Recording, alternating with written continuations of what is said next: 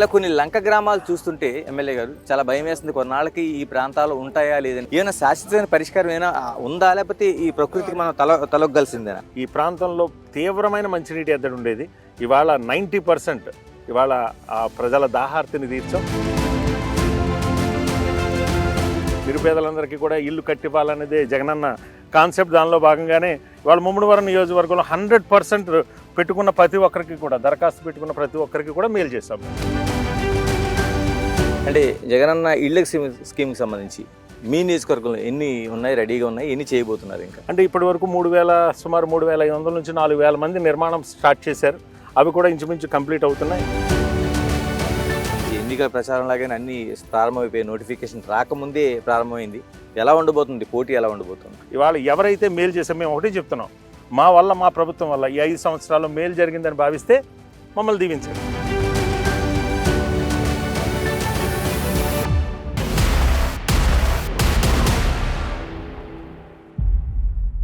కోనసీమ జిల్లాలోనే ముమ్మిడివరం ఒక ప్రత్యేకత కలిగి ఉంది.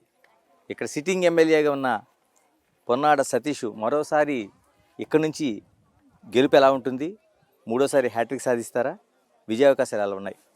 ఎమ్మెల్యే గారు నమస్తే. నమస్తే. నమస్తే. 2 సార్లు 2009, 2019, అంటే 2014లో నిజంగానే ఒక సాక్రిఫికేషన్ అనుకోవాలి, ఎందుకంటే దూరంగా ఉన్నారు, ఆంధ్ర ప్రజలకు అన్యాయం జరిగిందని.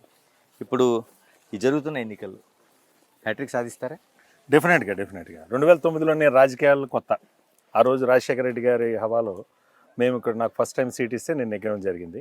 2014లో మీ అందరికీ తెలుసు, ఈ స్టేట్ బైఫర్కేషన్ చేసిన విధానం కరెక్ట్ కాదు, చేసిన పార్టీ కూడా చేసిన నిర్ణయం తప్పని చెప్పి ఆ రోజు నేను పార్టీ ద్వారా సంక్రమించినటువంటి నా పదవికి కూడా రాజీనామా చేశాను.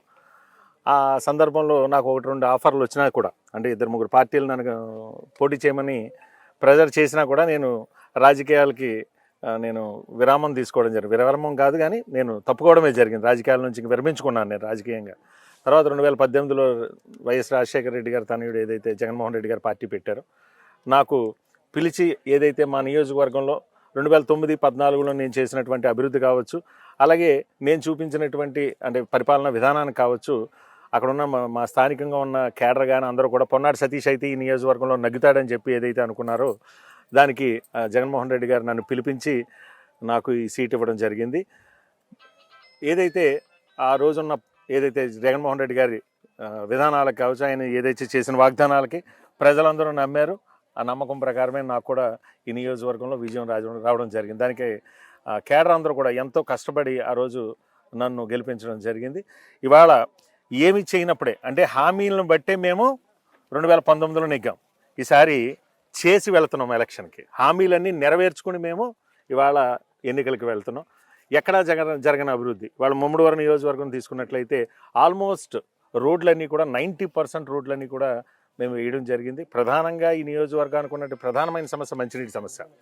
ఈ మంచినీటి సమస్య తీర్చడానికి నేను మ్యాక్సిమం నాకు వచ్చిన నిధులు కావచ్చు, అలాగే ఓఎన్జీసీ, రిలయన్స్ నుంచి ఈ సిఎస్ఆర్ నిధులు ఏదైతే ఉంటాయో తెచ్చి కూడా ఈ ప్రాంతంలో దాహార్తిని తీర్చాలనే ఉద్దేశంతో ఇవాళ సుమారు 100 ట్యాంకుల నిర్మాణం పూర్తి చేసి ఇవాళ ప్రజలకి నేను ఫలాలు అందివ్వడం జరిగింది, వాటర్ అందివ్వడం జరిగింది. ఇవాళ ముఖ్యంగా జలజీవన మిషన్ అని ఏదైతే కేంద్ర ప్రభుత్వం నిధులు కావచ్చు, రాష్ట్ర ప్రభుత్వం నుంచి వచ్చే నిధులు, అలాగే దాంతోపాటు ఈ ఓఎన్జీసీ సిఎస్ఆర్ నిధుల నుంచి మేము డ్రింకింగ్ వాటర్ సమస్య, మా ముమ్మడివరం నియోజకవర్గంలో ఉన్న 3 మండలాలు, ప్రధానమైన మండలాలు, ఒకటి కాట్రేనికోన మండలం, పోలవరం మండలం, అలాగే తాళరేవు మండలం కూడా, ఈ 3 కూడా సముద్ర తీర ప్రాంతం. ఈ ప్రాంతంలో తీవ్రమైన మంచినీటి ఎద్దడి ఉండేది. ఇవాళ 90% ఇవాళ ఆ ప్రజల దాహార్తిని తీర్చాం. అలాగే జగన్ గారి సంక్షేమం మనందరికీ తెలిసినదే. సుమారు ముమ్మడివరం నియోజకవర్గంలో 1,800 కోట్ల రూపాయల సంక్షేమం చేశాం. అది పెన్షన్లు అవ్వచ్చు, చేయూత అవ్వచ్చు, ఆసరా అవ్వచ్చు, అమ్మఒడి అవ్వచ్చు, ఏదైనా కావచ్చు. 31 రకాల సంక్షేమాల ద్వారా సుమారు 1,800 కోట్లు మేము ప్రజలకి ఇవాళ మేలు చేసాం.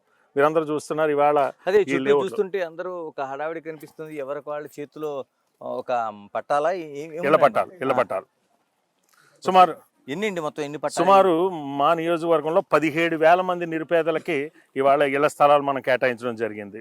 వాళ్ళందరికీ కూడా, అంటే ఏదైతే హౌస్ ప్లాట్స్కి సంబంధించి ఇవాళ లేఅవుట్లో వాళ్ళకందరికీ కూడా మార్కింగ్ చేసి ఎవరి ప్లాట్ వాళ్ళకి ఇవాళ హ్యాండ్ ఓవర్ చేయడం జరుగుతుంది. ఇంకా ఎవరైనా మిగిలి ఉన్నట్లయితే ఇప్పుడు అదే చెప్తున్నాను నేను. ఇంకా ఎవరైనా మనకి నిరుపేదలు ఉండి వాళ్ళకి అర్హత ఉండి ఇంకా ఎవరికైనా రాకపోయిన వాళ్ళు ఎవరైనా ఉంటే కూడా దరఖాస్తు చేసుకోండి. 90 డేస్లో మేము వాళ్ళందరికీ కూడా కొత్తగా వాళ్ళకి పట్టాలు ఇస్తామని చెప్తున్నాం. ఇలా చేసిన ప్రభుత్వం ఎక్కడుంది ఇవాళ? గతంలో కూడా అనేక ప్రభుత్వాలు వచ్చినాయి, కానీ ఇన్ని వేల మందికి, ఇన్ని లక్షల మందికి పట్టాలు ఇచ్చిన ప్రభుత్వాలు ఎక్కడా లేవు.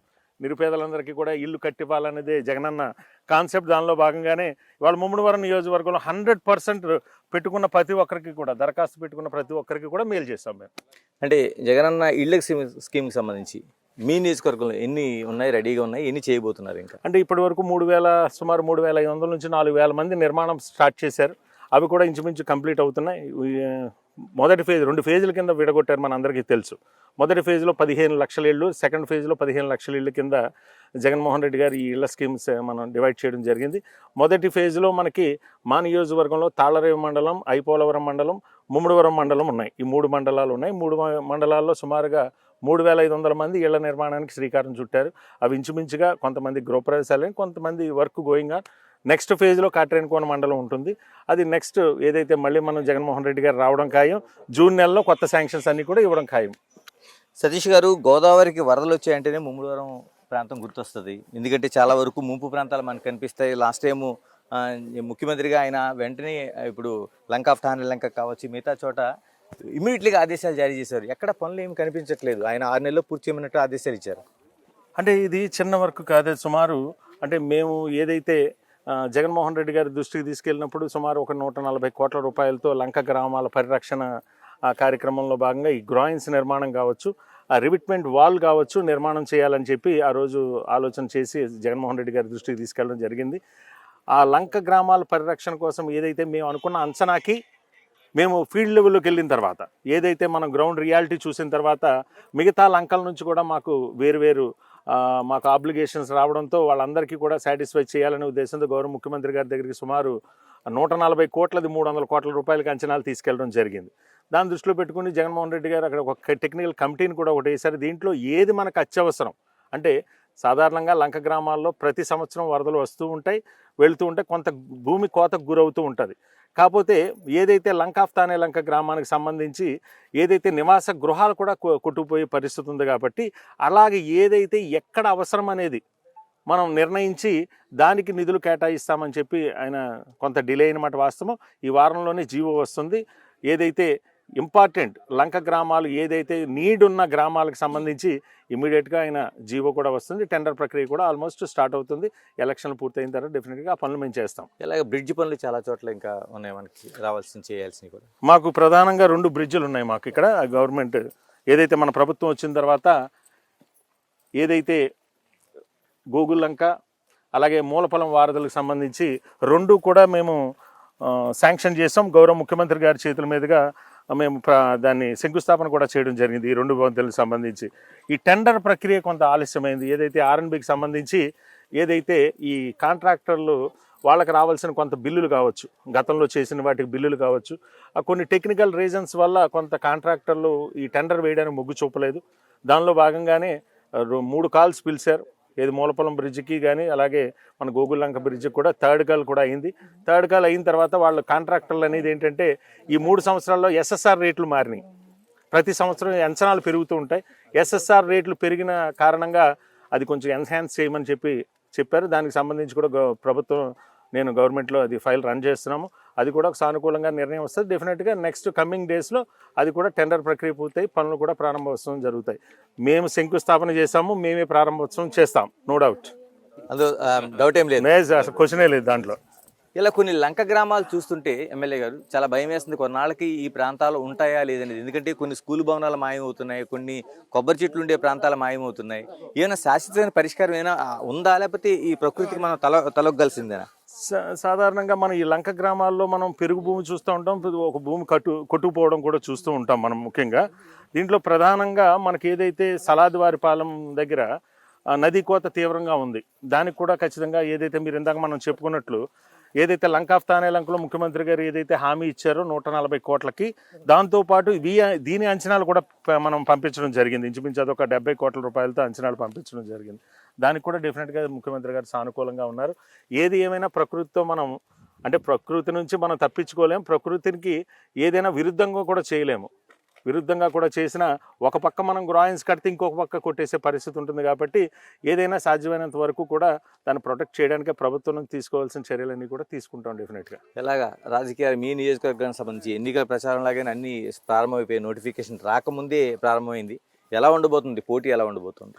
సాధారణంగా ముమ్మడివరం నియోజకవర్గం మీ అందరికీ తెలిసినదే. ఇది చాలా విజ్ఞత కల నియోజకవర్గం. అందరూ రాజకీయ మేధావులు ఇక్కడ ప్రజలు గమనిస్తారు. నాకు తెలిసి చాలా విజ్ఞతతో ఇక్కడ ఓటేయడం జరుగుతుంది ప్రజలందరూ కూడా.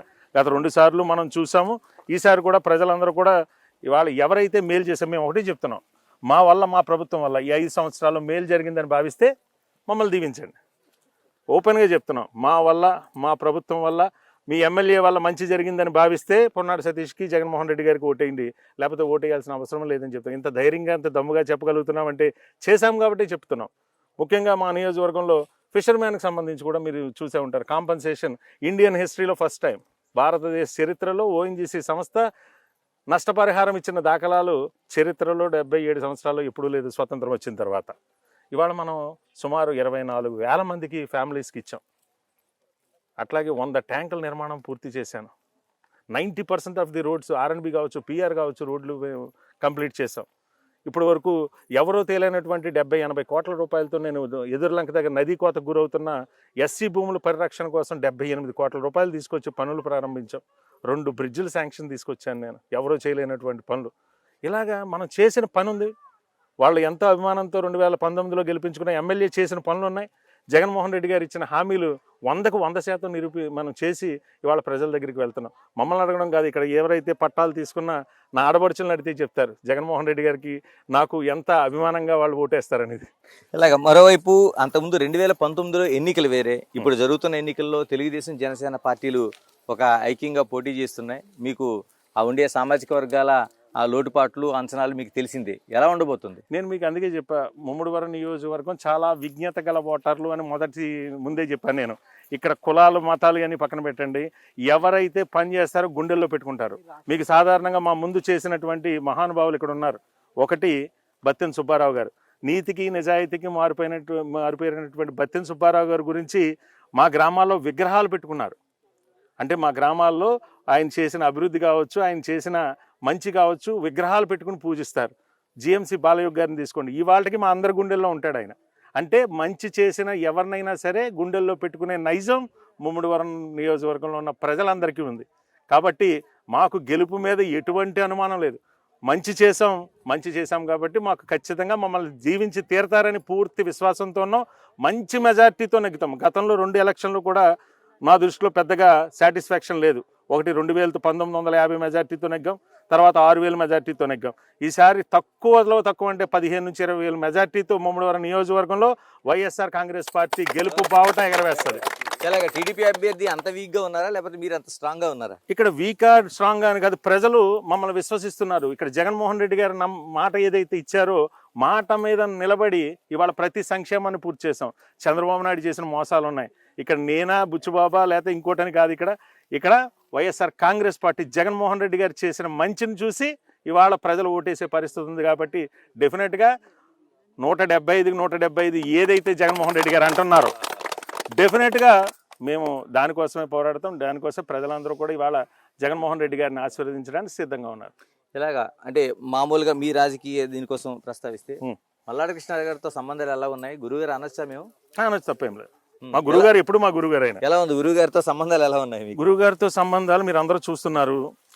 చిన్న చిన్న అభిప్రాయ భేదాలు ఉండొచ్చు కానీ మనుషుల్ని, ఎదుటి వాళ్ళని ఓడించేసే పరిస్థితులు అయితే ఉండవు. డెఫినెట్గా ఇవాళ జగన్మోహన్ రెడ్డి గారికి ఏదైతే ఆయనకి ఉన్నటువంటి సంబంధం ఏదైతే ఉందో, అంటే రాజశేఖర రెడ్డి గారి ఫ్యామిలీతో ఉన్న అనుబంధం ఏదైతే కృష్ణారావుకి ఉందో, దాన్ని బట్టి తప్పనిసరిగా ఆయన వ్యతిరేకం చేయడని మేము అందరం అనుకుంటున్నాం. ఎలాగా మీతో పోటీ పడుతున్న వాళ్ళు కూడా వెళ్ళి కృష్ణారావు గారు కలిసి వస్తున్న పరిస్థితులు కనిపిస్తున్నాయి? సాధారణంగా ఎవరైనా సరే, ఇప్పుడు నేనున్నాను, ఎవరైతే ఈ ప్రాంతంలో ఎవరైతే పేరున్న నాయకులు ఎవరైనా సరే ఉన్న వాళ్ళని మేము కలవడం సహజం. అది సహజంగానే జరుగుతూ ఉంటుంది. జరిగినప్పుడు తప్పనిసరిగా మేము ఆలోచిస్తామనో, తప్పనిసరిగా మేము చూస్తామనో చెప్తారు మాట. అంతేగాని ఇంటికి వచ్చిన వాళ్ళని మేము చెయ్యమని బయటికి గెంటేసే పరిస్థితులు ఉండవు. కాబట్టి అంటే మాకు తూర్పుగోదావరి జిల్లా, పశ్చిమ గోదావరి జిల్లాలో లౌక్యం ఎక్కువ అని చెప్తున్నాను కదా నాయకులందరికీ. డెఫినెట్గా ఆయన వల్ల ఎటువంటి హాని ఉండదని మేము భావిస్తున్నాం. ఇలాగ ఇంత స్ట్రాంగ్ ఉన్న సతీష్ గారికి వెన్నుపోటుదారులు కూడా ఉన్నారని అనుకుంటున్నారు, మీరు కూడా గుర్తించే ఉంటారు. సార్ ఇక్కడ ఒకటే చెప్తున్నా, ఇవాళ పొన్నాడు సతీషా లేకపోతే ఇంకొకలా అనేది కాదు. ఇక్కడ ఎవరు ఓటేసినా అందరూ కూడా జగన్మోహన్ రెడ్డి గారిని చూసి మాత్రమే ఓటేస్తారు. నేను చాలా స్ట్రైట్గా చెప్తున్నా. జగన్మోహన్ రెడ్డి గారు ఏం పని చేయమంటారా? ఏది లోకల్గా ఉండే సతీష్ గారి లాంటి ఫ్యాక్టర్స్ ఏం పని చేయవా? ఇప్పుడు ఏది చేసినా, ఇప్పుడు పొన్నాడు సతీష్ అయినా ఇంకోటైనా జగన్మోహన్ రెడ్డి గారు అండ లేకపోతే ఏ కార్యక్రమం చేయలేము. ఇవాళ ఇన్ని కోట్ల రూపాయలు ఓఎన్జీసీ నుంచి నేను తెచ్చినా, జగన్మోహన్ రెడ్డి గారు ఆ రోజు ఓఎన్జీసీ కంపెనీ వాళ్ళని పిలిచి, వాళ్ళు ఓఎన్జీసీ అంటే మీ అందరికీ తెలుసు కేంద్ర ప్రభుత్వం సంస్థ, కేంద్ర ప్రభుత్వం ఒక్క ఫోన్ కాల్ చేసి మీ ఎమ్మెల్యే అక్కడ ఇబ్బంది పెడుతున్నాడని అంటే ముఖ్యమంత్రి గారు కూడా అక్కడ ఆ పైనుంచి వచ్చిన మాటకి కొంత ఆలోచన చేస్తారు. అలాంటిది నా ముఖ్యమంత్రి డైరెక్ట్గా నన్ను పిలిచాడు. నన్ను పిలిచి కంపెనీ వాళ్ళని పిలిచి, ఏంటి నీ వెర్షన్, ఎందుకు నువ్వు ఆపుతున్నావు, ఎందుకు వాళ్ళ మీద నువ్వు పోరాటం చేస్తున్నావు అంటే నేను ఒకటి చెప్పా, ఆయిల్ నిక్షేపాలు వెలికి తీసి పట్టుకుపోతున్నారు వాళ్ళందరూ కూడా. వాళ్ళని గ్యాస్ కానీ ఆయిల్ కానీ ఏదైనా పట్టుకుపోమను. అక్కడ ఉన్న ప్రాంతంలో ఉన్న మంచినీళ్ళు, ఎవరైతే అక్కడ నివాసం ఉంటున్న ప్రజలకు మంచినీళ్ళు ఇమ్మని అడిగా. సతీష్ మాటల్లో నిజాయితీ ఉంది.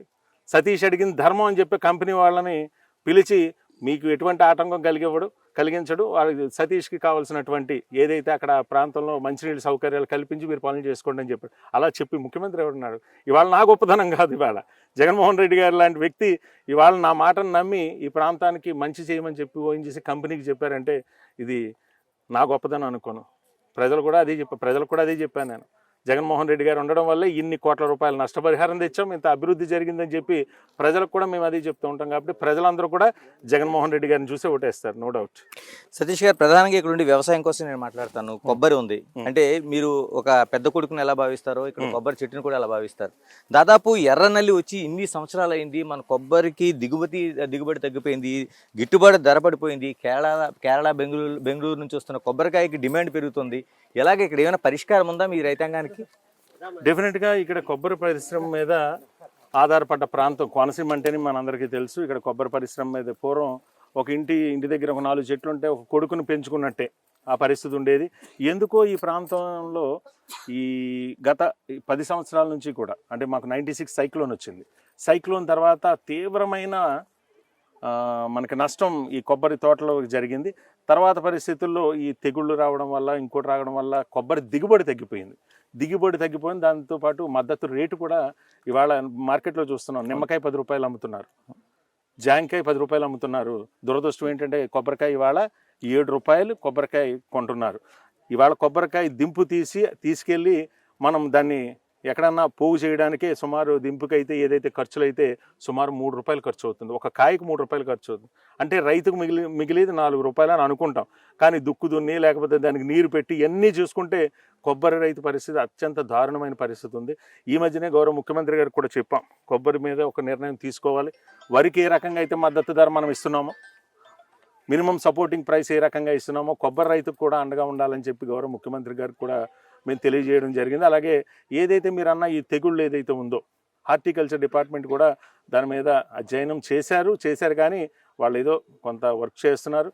ఏదో ఈ ప్రాంతంలో ఉన్నటువంటి గాలి మార్పు ఏంటో తెలియదు కానీ ఖచ్చితంగా కొబ్బరి రైతు అయితే మటు తీవ్ర నష్టంలో ఉన్నాడు. అంటే అంబాజీపేటలో కొబ్బరి పరిశోధన కేంద్రం ఉంది, ఒక పెద్ద సైంటిస్టులు ఉన్నారు. ఎందుకని దృష్టి పెట్టట్లేదు? ఎందుకంటే రాజకీయ నాయకులుగా మీరు ఏదైనా సమస్యలు పరిష్కరిస్తున్నారు తప్పించి ఆ సైంటిఫికేషన్ సెంటర్ ఏమవుతుంది? అసలు ఇన్ని సంవత్సరాలుగా ఏం చేస్తున్నారు వాళ్ళు? లేదు, పట్టించుకోవట్లేదు అనేది కరెక్ట్ కాదు. ఏదైతే అంటే ఉత్పత్తిని పెంచడానికి డెఫినెట్గా వాళ్ళు ఎవరైతే మన సైంటిస్టులు ఎవరైతే ఉన్నారో వాళ్ళందరూ దానికి సంబంధించిన కార్యక్రమాలన్నీ కూడా చేయడం జరుగుతుంది. కొబ్బరి పరిశ్రమ ఎందుకు ఇంత తీవ్రమైన నష్టం, దిగుబడి ఎందుకు తగ్గిపోతుందని దాని మీద కూడా అధ్యయనం చేయడం జరుగుతుంది. ఈ తెగుళ్ళు అనేది ఎట్లా ఉంటుందంటే సాధారణంగా మన వరి కావచ్చు, కొబ్బరి కావచ్చు, ఏదైనా కావచ్చు, ఏ పంట నష్టం జరిగినప్పుడు ఈ తెగుళ్ళు అనేది గాలి మార్పును బట్టి వస్తూ ఉంటాయి.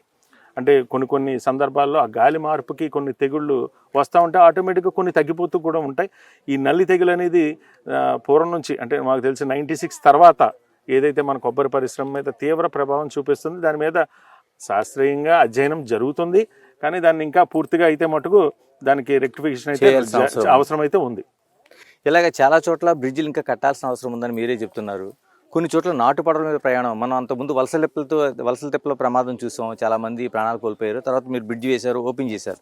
మిగతా చోట్ల పెద్ద బల్లకట్టులు లాంటివి ఏర్పాటు చేసే పరిస్థితి కూడా మనకు కనిపించట్లేదు మనం చూస్తుంటే. అంటే వాస్తవంగా మనకి 2 లంకలు ఉన్నాయి ఇప్పుడు మనకి. అంటే వాస్తవంగా అక్కడ నివాసం ఉంటూ మనం రవాణా సౌకర్యం కల్పించాల్సింది గూగుల్ లంక. గూగుల్ లంక గ్రామానికి సంబంధించి పంటె ఏర్పాటు చేసాం.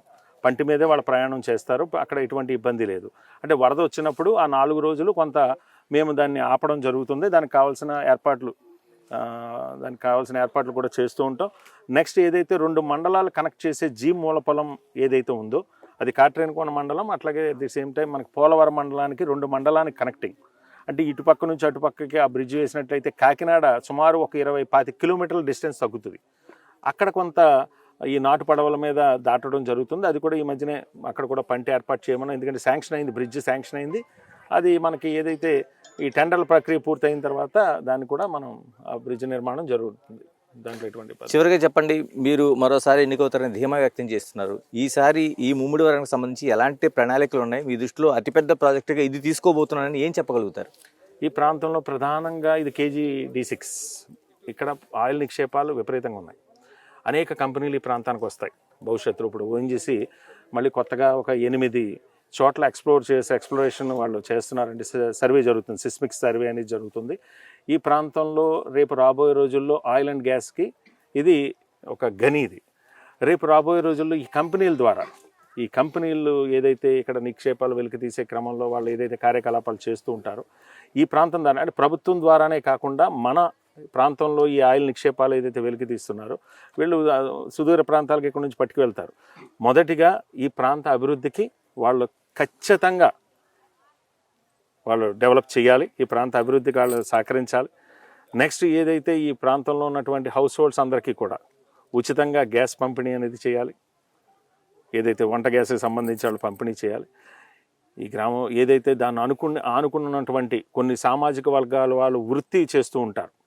వృత్తులు ఉదాహరణకు మత్స్యకారులు కావచ్చు, లేదంటే ఆ పక్కన ఉన్నటువంటి ఆ గ్రామాల ఎక్స్ప్లోరేషన్ జరిగి చుట్టుపక్కల ఉన్న రైతులు కావచ్చు, వాళ్ళందరికీ కూడా నష్టపరిహారం కంపెనీల ద్వారా వాళ్ళ ఏదైతే వాళ్ళు చేస్తున్న కార్యకలాపాల వల్ల నష్టం జరుగుతున్న ప్రతి ఒక్కరిని కూడా వాళ్ళు ఆదుకునే విధంగా ఖచ్చితంగా మేము వాళ్ళ మీద ఎప్పుడూ నా పోరాటం ఆగదు.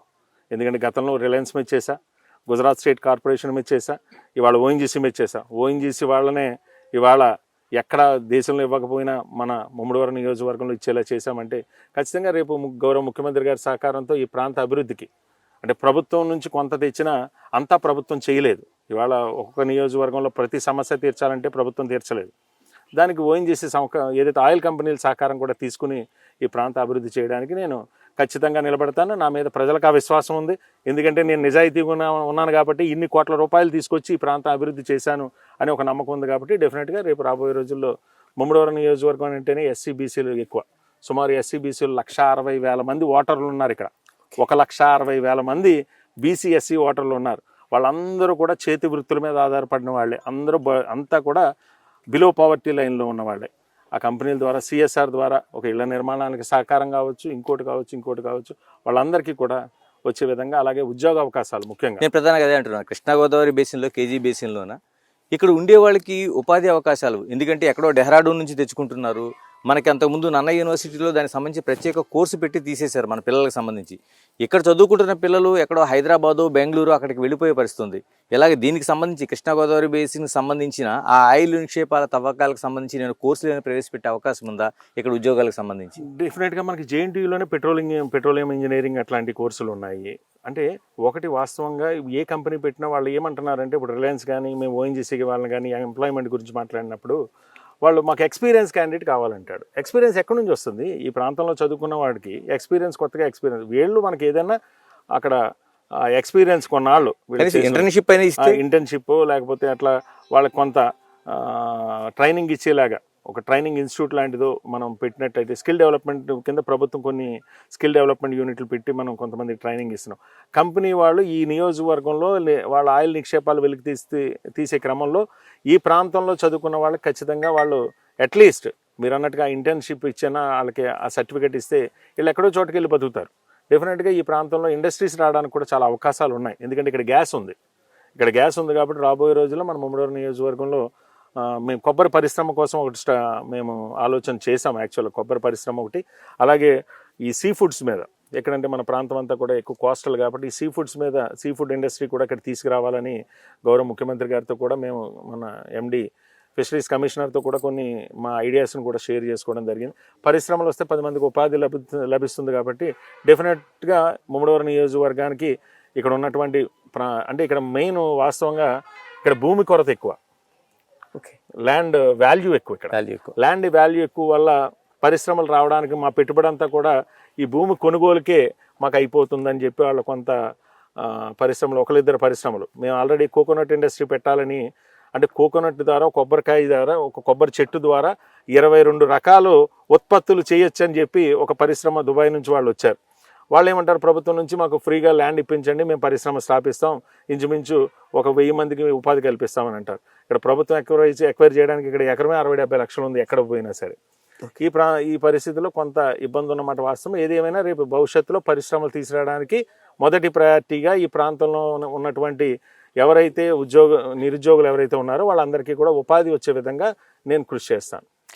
థ్యాంక్ యూ సతీష్ గారు, thank you very much, wish all the best. Thank you.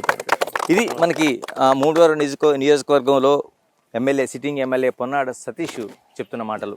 తన అభివృద్ధి తన ఖచ్చితంగా గెలిపిస్తుంది. మరోవైపు ఈ నియోజకవర్గ ప్రజలు అన్నింటికీ అతీతంగా, అంటే రాజకీయాలకి మరో కులాలకి అతీతంగా ఇక్కడ అభ్యర్థుల్ని ఎవరైతే అభివృద్ధి చేస్తారో వాళ్ళని గెలిపిస్తారని ఒక స్పష్టత తీస్తున్నారు. ఇది ముమ్మడివరం నియోజకవర్గానికి సంబంధించి. మరో నియోజకవర్గంతో మళ్ళీ కలుద్దాం. Signing off, this is Ganesh.